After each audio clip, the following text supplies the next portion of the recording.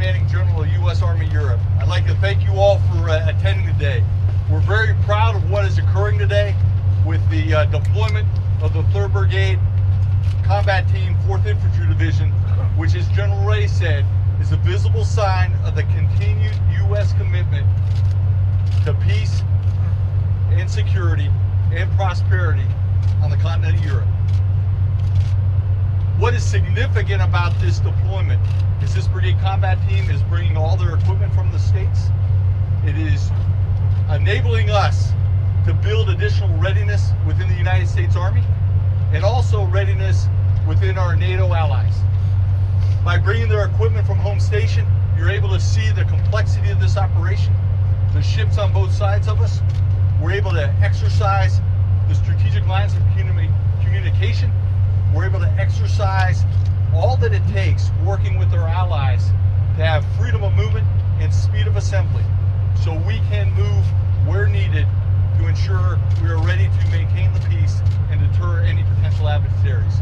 At this time, I'd like to introduce Major General Dwayne Gamble from the 21st Theater Sustainment Command, which is truly the brains behind this complex logistical operation.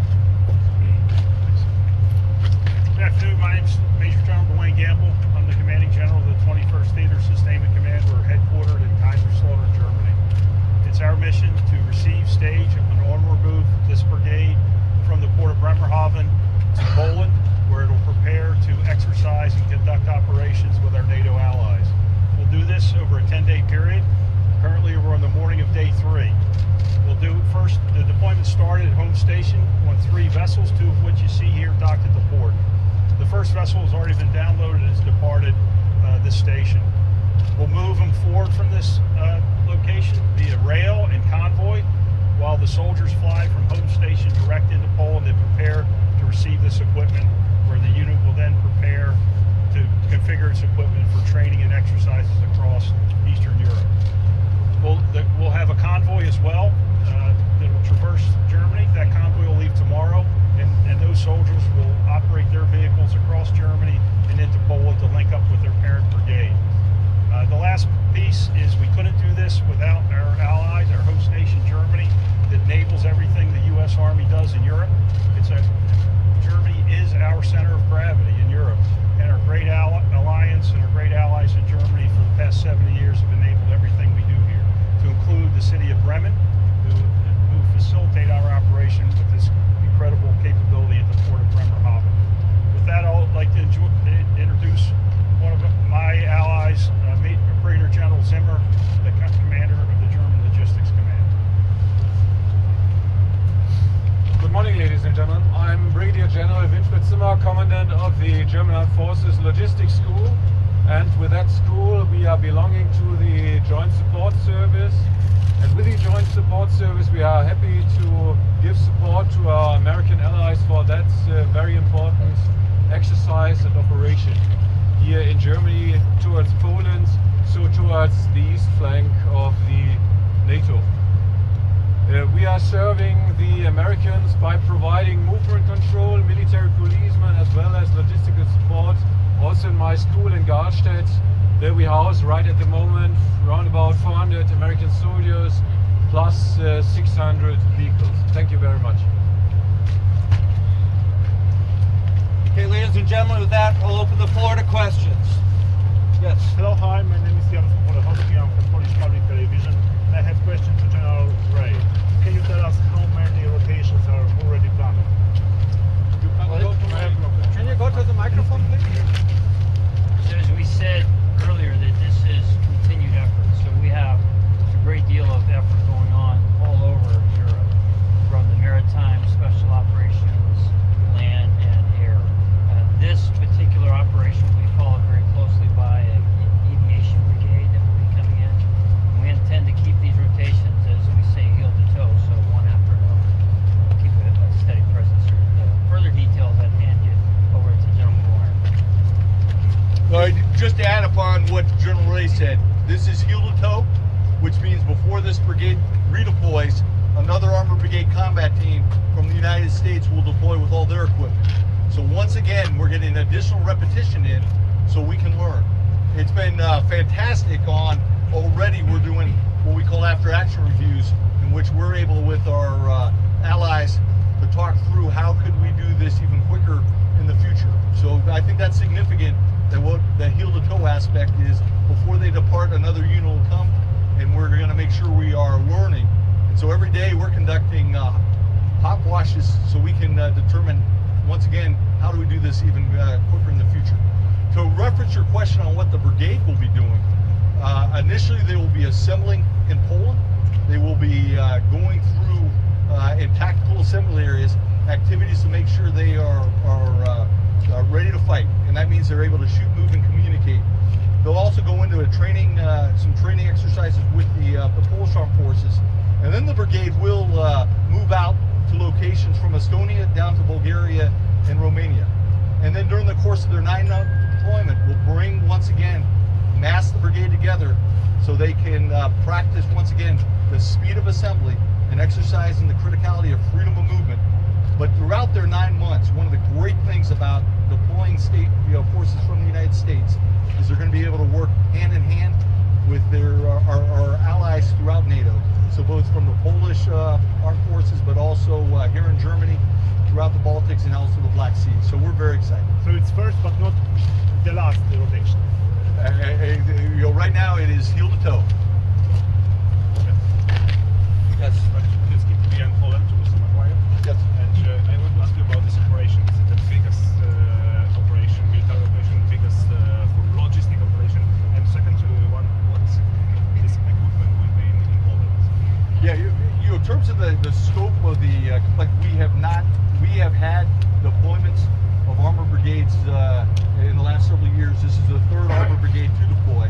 But the significance of this is they are bringing all their equipment from the United States. And that is a commitment in showing the resolve of the American people and the commitment to the alliance to bring their equipment is able to exercise the strategic lines of communication. So, this unit, and I would like to introduce Colonel Chris Norrie, who is the brigade commander who will be heading to Poland. But this unit had an extensive train up in the United States. They spent a month at our National Training Center, once again building their combat readiness.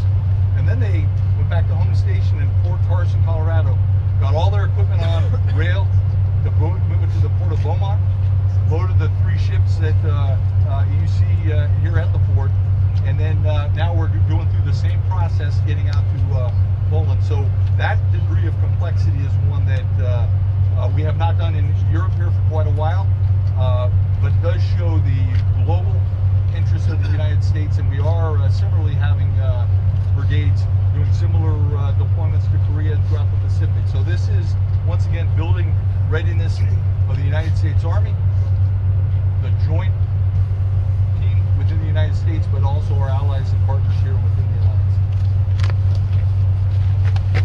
Next. John Vander with Stars and Stripes. This was for John Ray. Talked about how this force is just part of, in response to the new security environment in Europe, and part of wanting to deter Russian aggression. At the same time, we've heard a lot of criticism from Moscow. This is an escalation. This is a provocation. Is there concern it could go the other way? That this could increase tensions?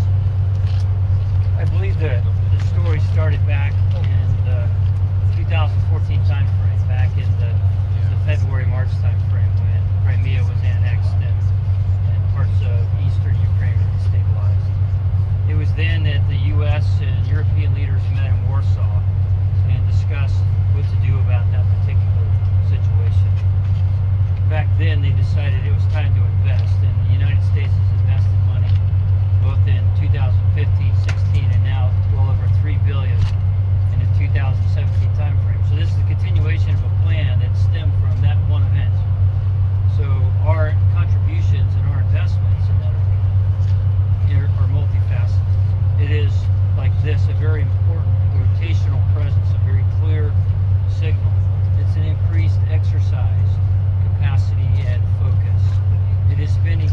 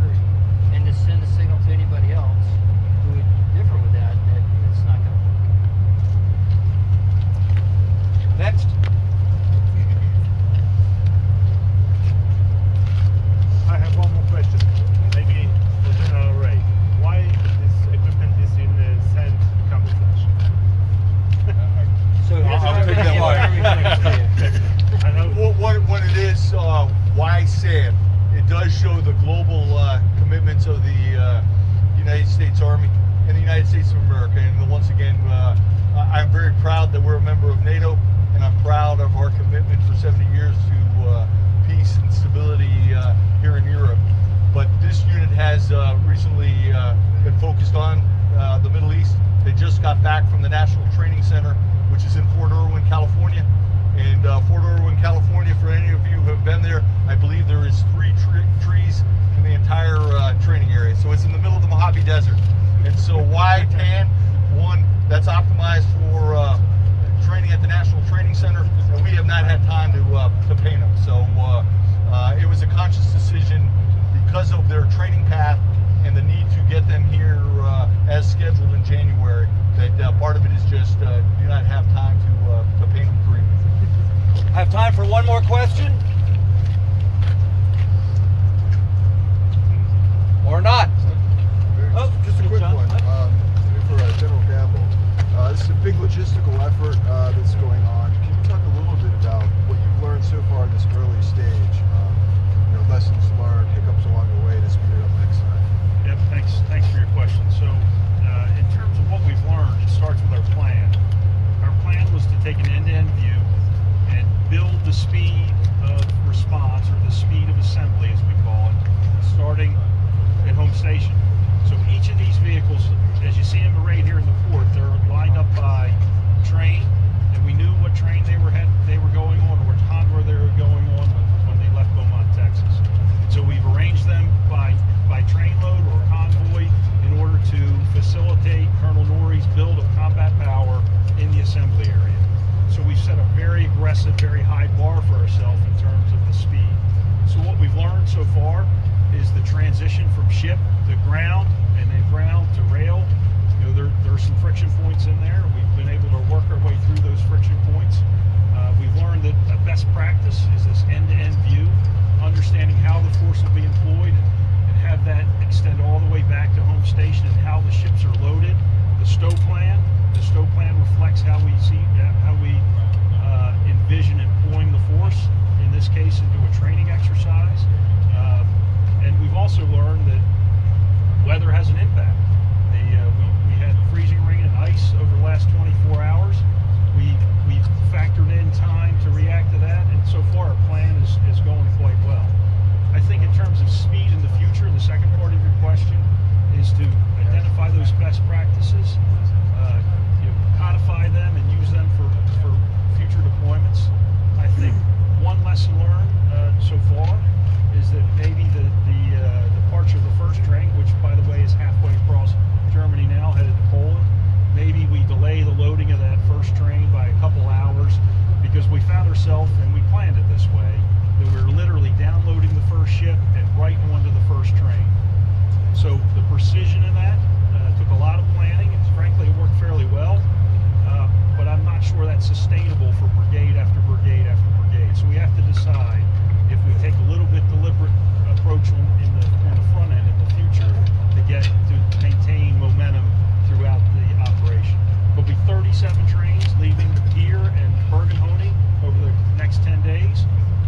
2 of them have departed Bremerhaven already. 2 more will depart tonight, and we'll have that same kind of rhythm over the course of the next 10 days. It's 24-hour operations.